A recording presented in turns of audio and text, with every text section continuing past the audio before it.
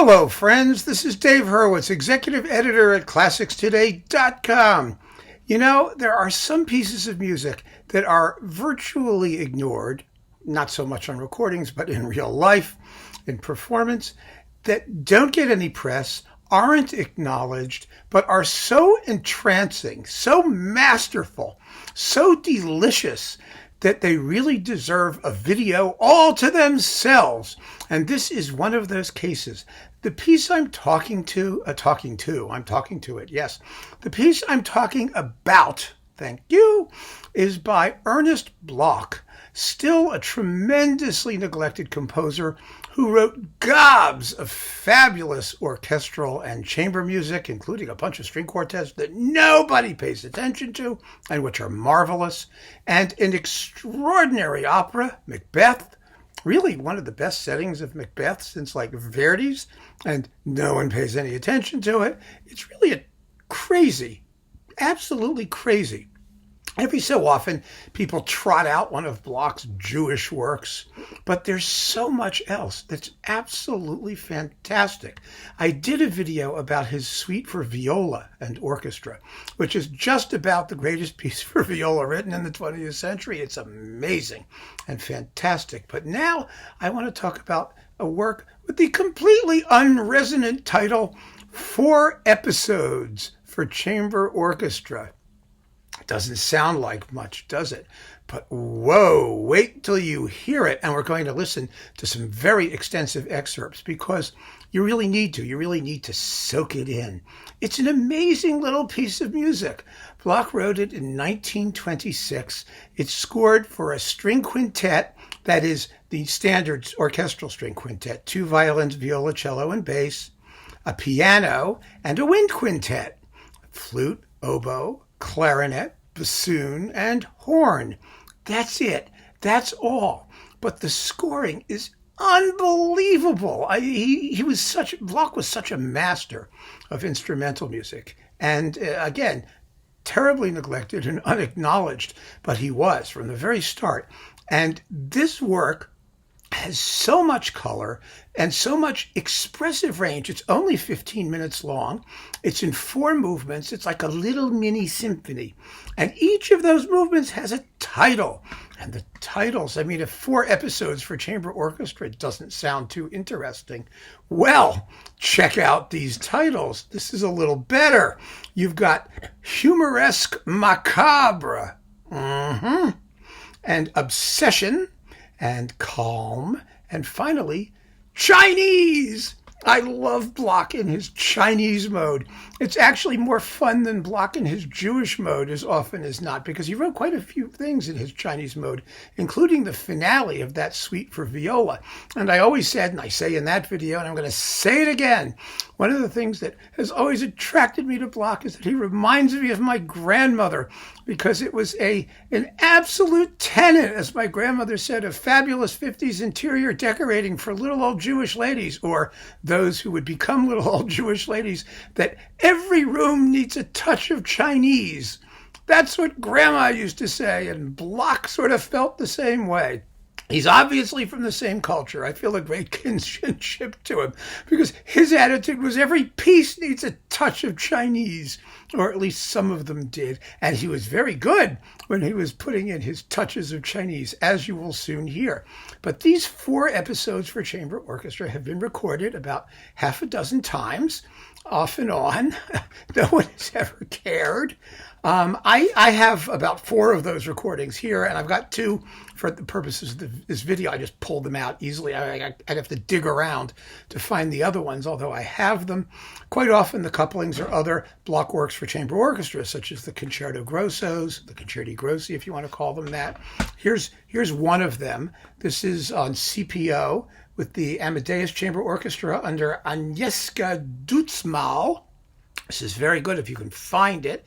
It comes with the 2 Concerti Grossi and the Concertino for flute, viola, and string orchestra. But the version I'm going to be playing, which is also superb, is this one on Naxos, which is marvelous. It's with Dalia Atlas conducting the Atlas Camerata Orchestra, which is her own group, and members of the Israel Philharmonic Orchestra and the Slovak Radio Symphony. It's a whole collection of stuff. Because what you get here, and one of the reasons I like this disc is because like you get more bang for your buck out of this one. Thank you, Naxos. You get the 4 episodes.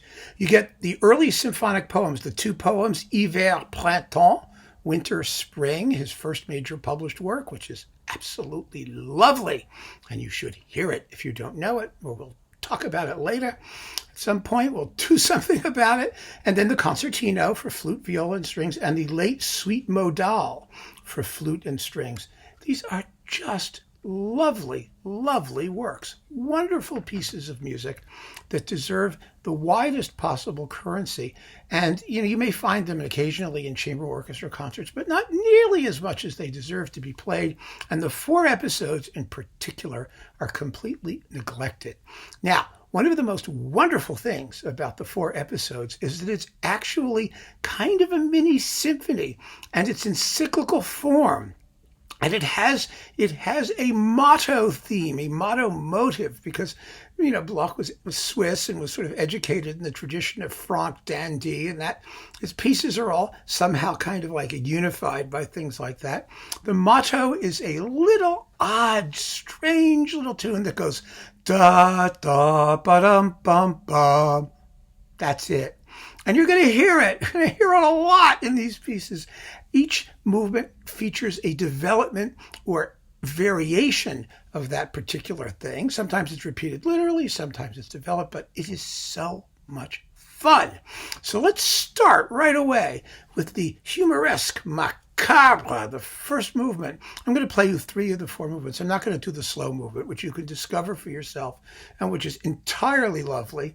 It really is, but I'm sticking to the 3 zippier movements for the purposes of this visual representation. That way you can, move around to it a little bit. But the slow movement's also great. I mean, they're all equally fabulous, no question about it, and so interesting to listen to. Here's the end of the first movement. Listen to the appearance of that little motto. Da, da, da, da, da, da. That's all it is. Here it is, the end of the Humoresque macabre.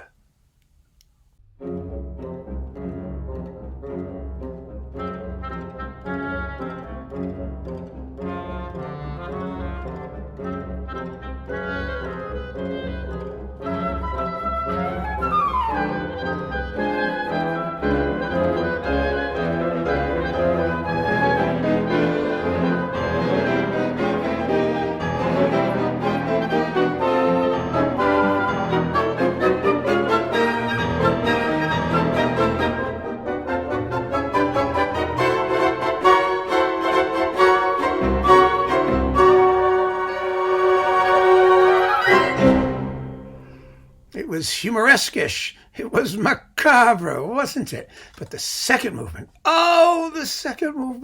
this is such a great little piece. It's about 3 minutes long, and you got to hear the whole thing. I thank you again, Naxos, for letting me do this. You must hear the movement. It's marked obsessive or obsession or something like that. What is it? Obsession. Yes, obsession.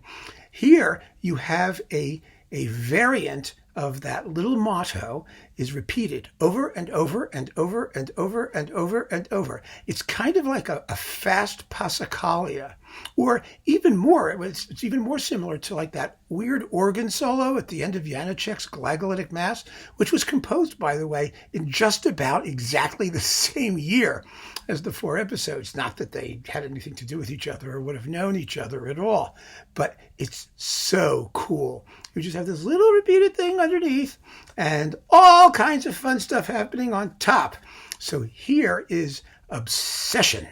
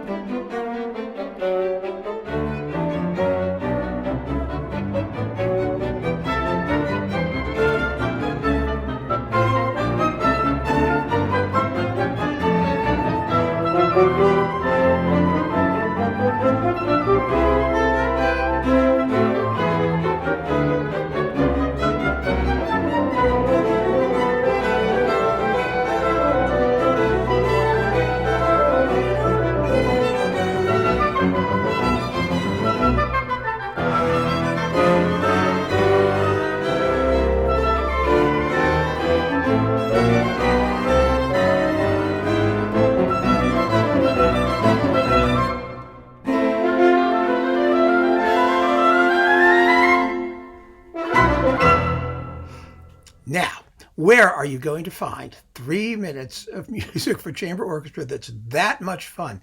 And did you notice the mastery of the orchestration?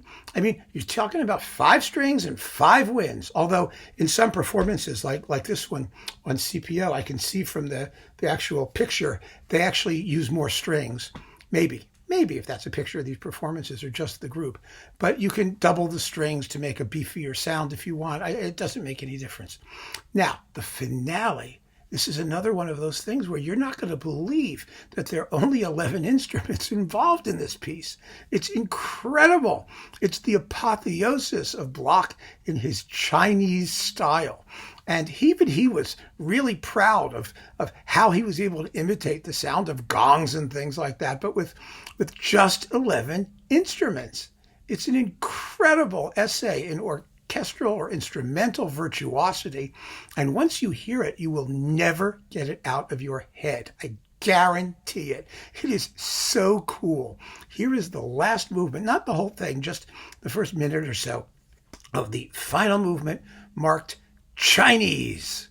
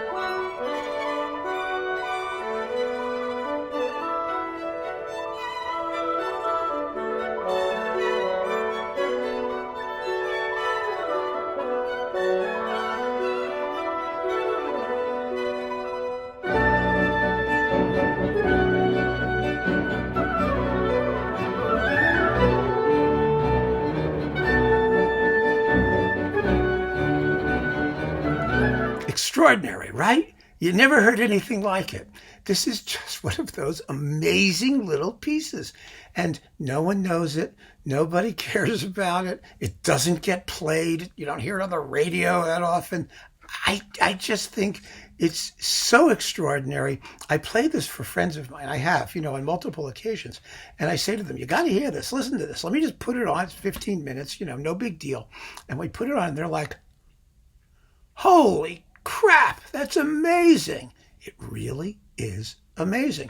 And so for that alone, you should have this disc. But for the other stuff that's on it, Hiver Printemps and the Concertino and the Suite Modale and all these other things, you really should get this Naxos disc featuring Dalia Atlas. It's just wonderful and really a cornerstone of any really good Ernest Bloch collection.